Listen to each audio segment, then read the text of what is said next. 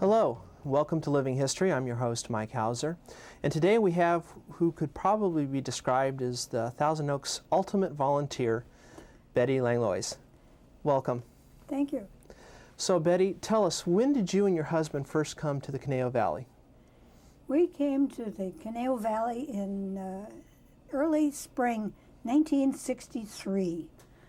The first thing I saw driving up 101 was a sign on a trailer that said, "Impeach Earl Warren." What on earth could that mean? Well, we found out that this was a hotbed of people who had moved over the mountains to be where the atom bomb couldn't get them, and they built bomb shelters. And they were members of the John Birch Society. And what is this? California Lutheran College had a series on the relationship of peoples. It was a wonderful series. Dr. Tom Maxwell was the one that spoke about how basically all races are the same, and explaining how some of the physical changes came about because of climate and one thing and another. From that, my husband and I joined the Human Relations Council.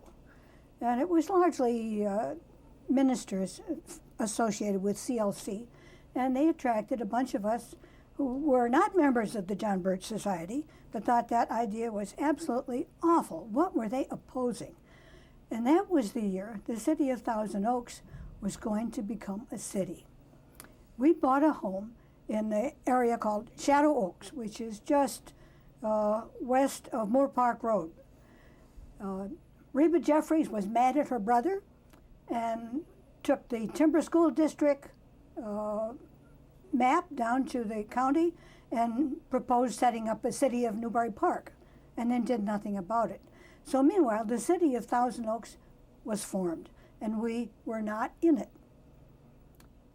Hard to explain how I came to be on the first Citizen Advisory Committee of the city of Thousand Oaks, but I had to be very quiet so they wouldn't notice I was not a citizen. I learned a lot. I was on the first 701 committee, thought we were doing just great work. It wasn't until after the committee wrapped up what they thought they had done was a great job that one of the other members told me, is, they never even mentioned Lang Ranch or the MGM property, or the 23. None of those things were considered in the first 701 plan. So we got even more interested. I began sending a list of a bunch of envelopes to the city council, and I would get the agenda each week.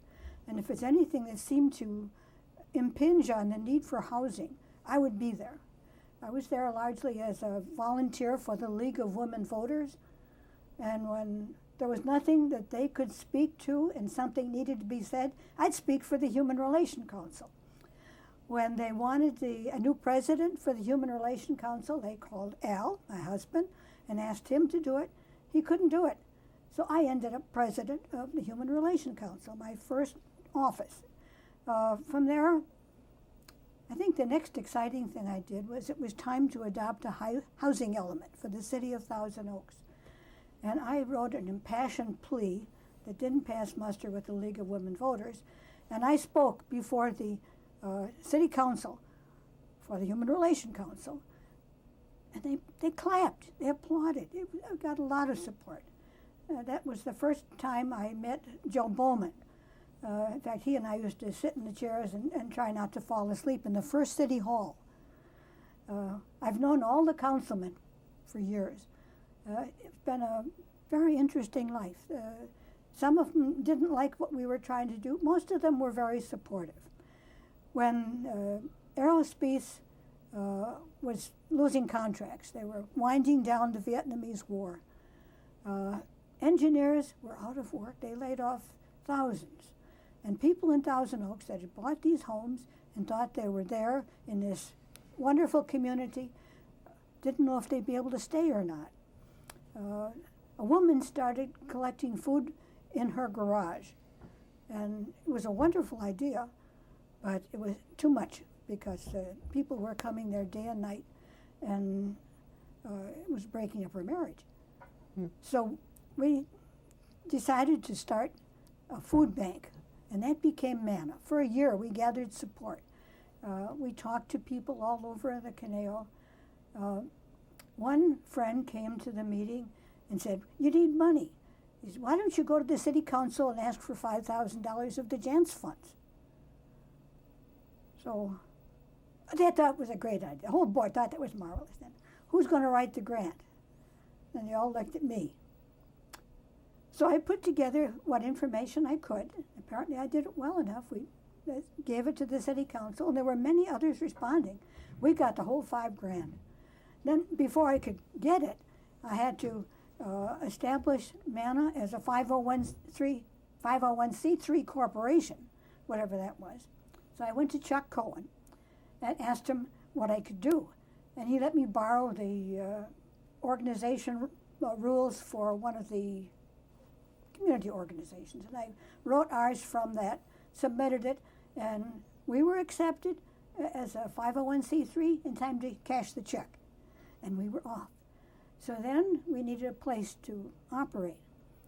Don Rood had some property, he was a realtor, a property that was going to be off the market for a while. It was a place they called the Jesus Loves You house. It had a big sign, Jesus Loves You, out in front.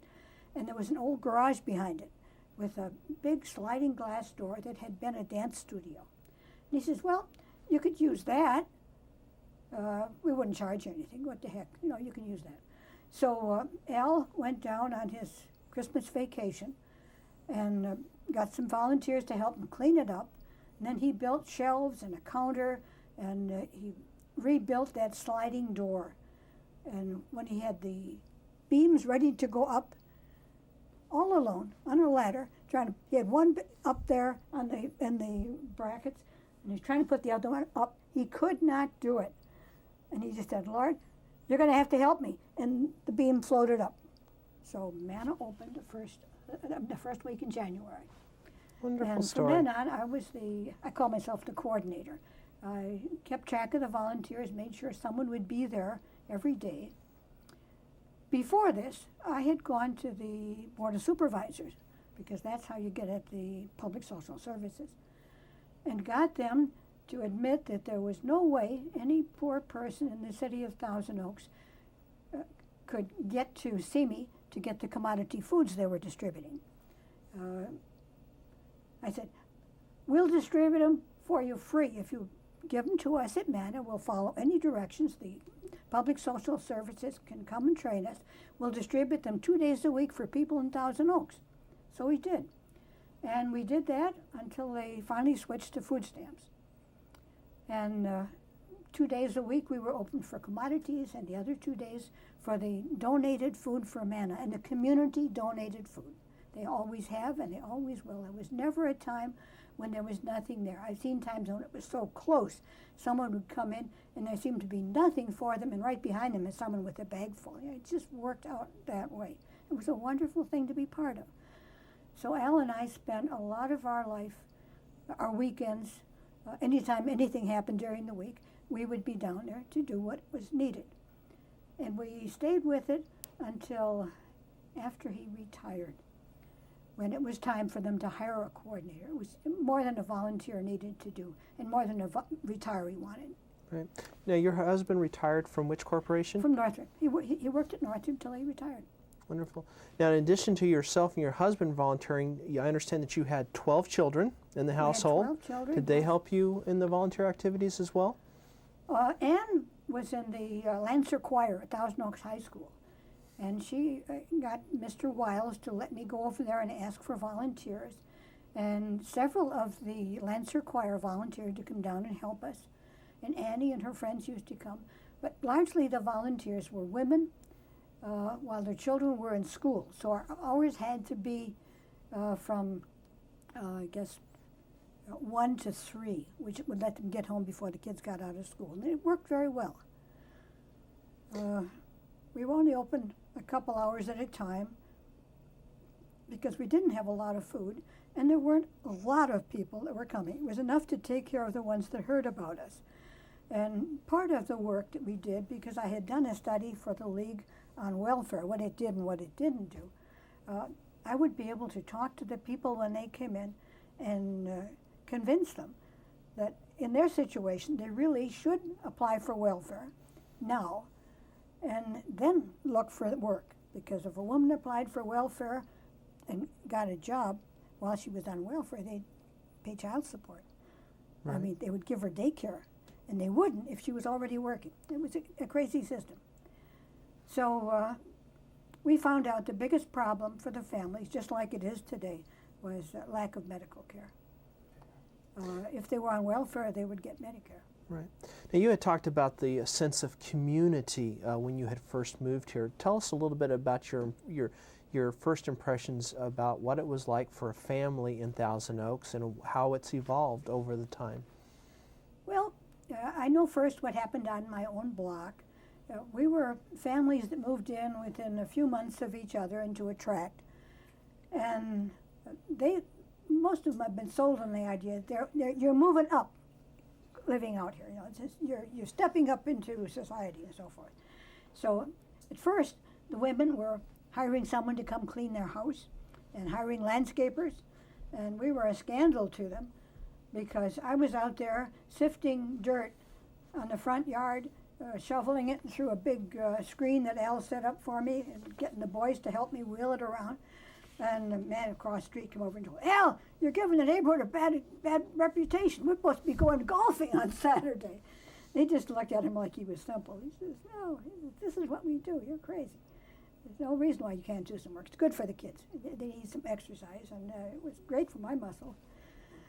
How has Thousand Oaks changed in the last 40-odd years? What's been its greatest change? Well, probably one of the biggest changes is a result of the excellent park district we've had, watching the parks grow. I was on the board when they were buying the land, the excess freeway land for the 23 to make the Dream Park. That made a big difference in the city. They've done wonders. When you come down over the hill now, we used to drive up Warwick over and down into the Jance Mall. Coming back over the hill, you just saw roofs. And one day I looked, and all I saw was trees. Everybody planted trees. Nobody watched what trees they were planting. The list of acceptable trees was not well done, and an awful lot of them put in shamble ashes. And the city has been patiently cutting the roots and shoring up the sidewalks for years. I don't know why they don't take them out and replace them. The other thing that happened was we got stores. When we first moved here, we had to go clear into Panorama City to a shop. And then gradually we could go to Topanga. And then the big shopping centers came in. Today, I don't have to leave the canal to do much of anything. Everything is within a mile of where I am. It's marvelous. The great library we have is about my treasure. And that's Francis Prince and Grant Brimhall and a few other wonderful people that spearheaded that and got us out of the Ventura County Library District into one where we could do what we wanted to do, and it is fabulous. The people in Newbury Park that never wanted to be part of the city eventually were given a city library in the old Ralph's building, and that's been nice there. I've been over to visit, and that's an excellent library too. But they still don't want to be in the city. They still are enough of them left who think that the county cares. County has looked at them 40 years ago and says, heck, that's the city of Thousand Oaks, and wouldn't do anything for them. They fail to appreciate how much the city has done. And the city in Newbury Park grew up around them. Before anyone could develop anything, they had to join the sewer district and become part of the city to do that. So they're just a little island in the middle now. They're still there.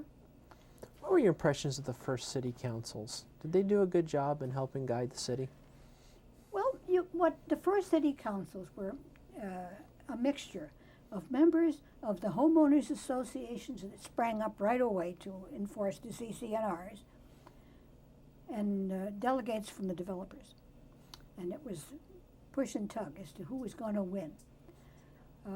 Eventually, the developers stopped trying to stack the city council, and more of the citizens came forward. It became a wonderful thing to work for the city, to be on the planning commission or on the city council.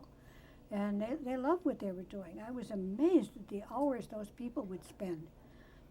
I met Frank Schillo when he made a donation to Manna, and it was a sizable donation, so my eyes just bugged. I expected $5.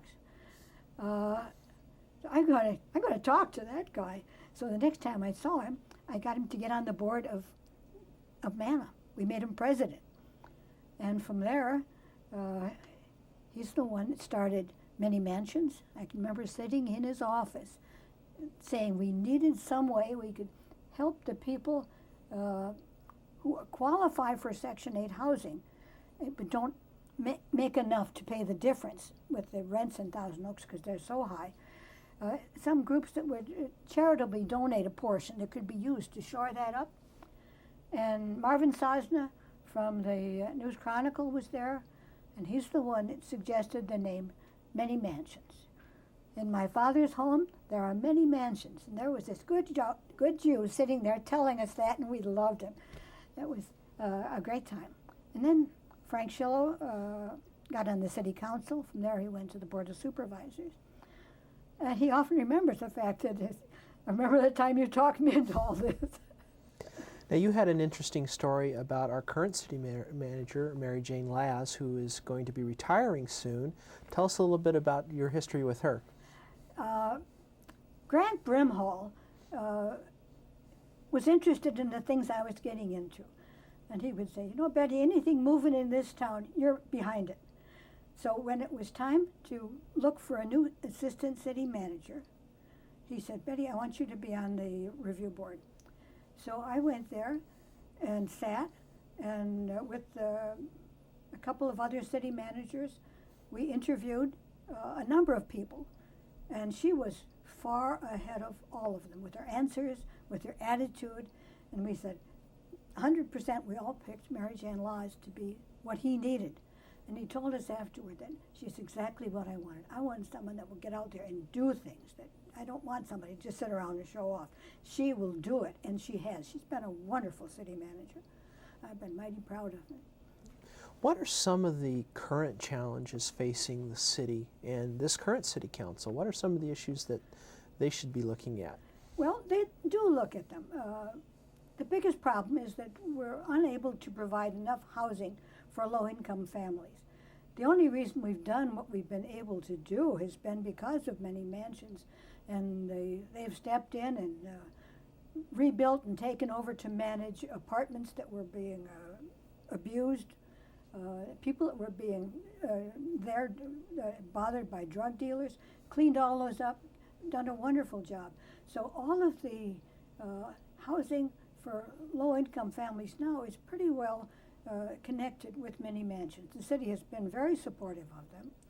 And still, when they try to deal with the developer and require that he provide so many units of housing for low-income families, I shudder when I hear what they call low income, because they think low income is I don't know, $35,000 to $50,000. I tell you about people that aren't making 10, that aren't making 20, that are low income, and probably won't get there fast enough to be on those lists. I was 10 years on the Housing Authority. I learned a lot. The time we got on there was during the Nixon administration, when all of a sudden there was no funding. We were appointed to the board and given a meeting and said, okay, you're a housing authority. No director, no money, nothing. We managed to figure out some way to get the Housing Authority of Santa Paula to let us use their director part-time, and things went from there. This was at a time when public housing built in the 50s was so condemned, so resented by people that lived there, by people that saw it. And it wasn't until I went into a public housing in Oxnard and saw how they built public housing. For no reason that I could see, they decided cupboards did not need doors in the kitchen, Doors didn't have to be on doors. There was little privacy. Counters were just plain wood. They built shacks and took the money. The money was there to have built well, and they didn't. And they blamed the poor. Since then, what's been built has been so much better. We've built the wonderful senior housing in Thousand Oaks, the Florence Jantz housing and so forth, and they're built to standards of seniors that need help. We have not built any housing for families. The Housing Authority cooperates with many mansions to do what they can, and they work together. But essentially, the Section 8 housing program, which is meant to benefit the community by letting owners rent their homes and make some money, is the only program that's going. So they do the best they can. It was a thrill to me to see the Housing Authority move into the complex on Hillcrest, because I can remember when we had barely a cupboard to meet into. It's come a long ways. It's needed. There'll always be people who need help. We can do it. We can do it if we want to. It's just that there is always a group that sees the poor as a danger, a threat, a challenge, crime. Many mansions has shown with its programs where they do after-school programs for the kids, where they help them get to school better, do all sorts of things, the things they need. People that have been poor don't have that kind of background. They don't know how to do it themselves. But with a little help, you're getting good citizens. You can't afford not to. Mm-hmm. So between the Housing Authority and many mansions and the city of Thousand Oaks, they're trying. But you always have this backlash about, oh, they're going to come in here and ruin this neighborhood. Right.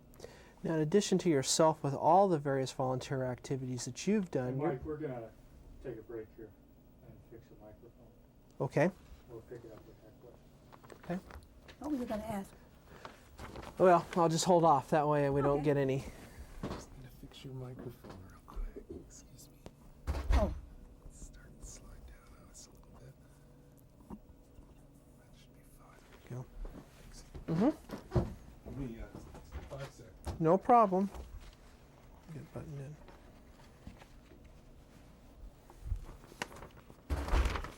We'll start with you as a close up. Right. Let me just. Greg will just cue you.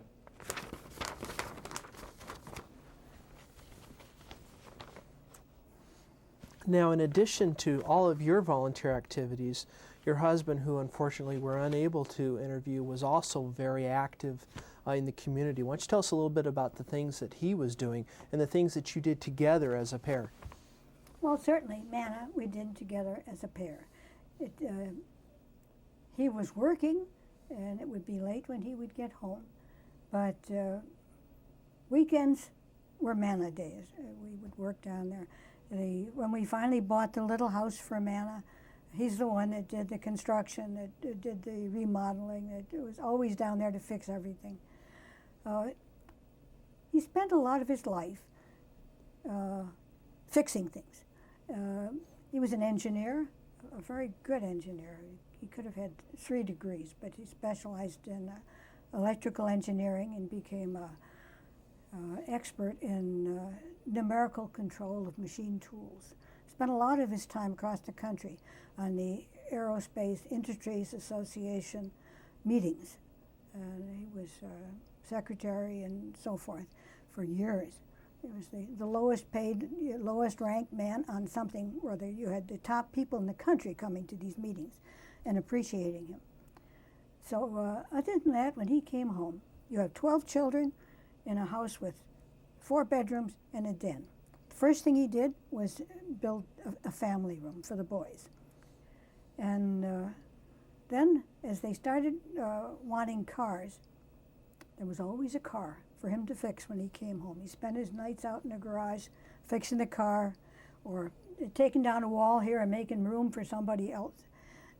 His life was at home with me. His gift to the community was me. He trained me and sent me out to go get those guys. Taught me how to do what I needed to do, to run meetings, to influence people. He was the voice they didn't hear. It was me. And I sometimes embarrassed people at the meetings by speaking as bluntly as he did. Who do you think's been the single most influential person in the development of Thousand Oaks as a community? I don't think there was any one person.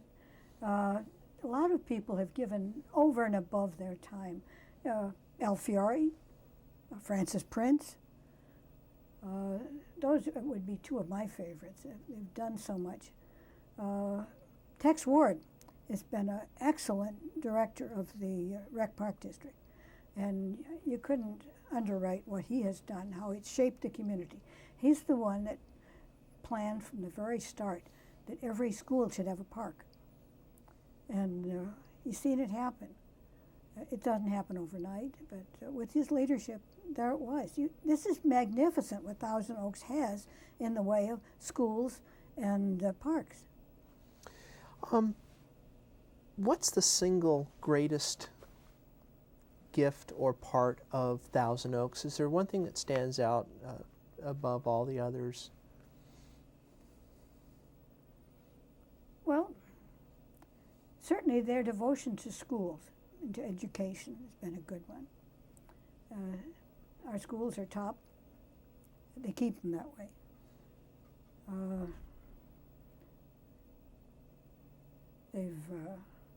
You could say that we haven't well policed, but the policing is there.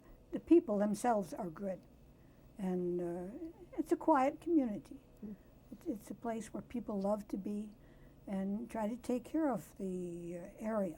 They don't let it run down. If anybody tries it, somebody calls the city right away. Mm. One piece of advice you'd give the residents for the future? Well, you have to care about your city. You have to really care about it and want the best for it. So you have to listen to hear what's going on. You have to pay attention to what the city council or the board of supervisors do. You can't let someone come in with a lot of money and a lot of power and run it their way. It should be run for the good of the people. A city is really a collection of families, and it should be a place where they're safe, where they can interact peacefully and work together. Do you have a personal motto or philosophy that you live by?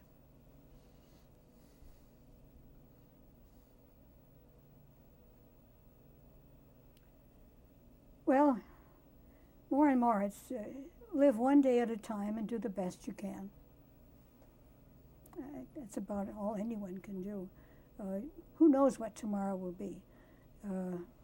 Today you have. Don't wait. Don't wait until tomorrow to do something. If you think you can make a change by calling somebody, call them today. It might start something. Wonderful advice. Well, thank you very much for having joined us today on Living History. It was a real pleasure to have you here. It was a pleasure to be able to talk about a very important part of my life. Anything else you want to add before we finish up here? No, I think that covers it. Okay. Thank you very much.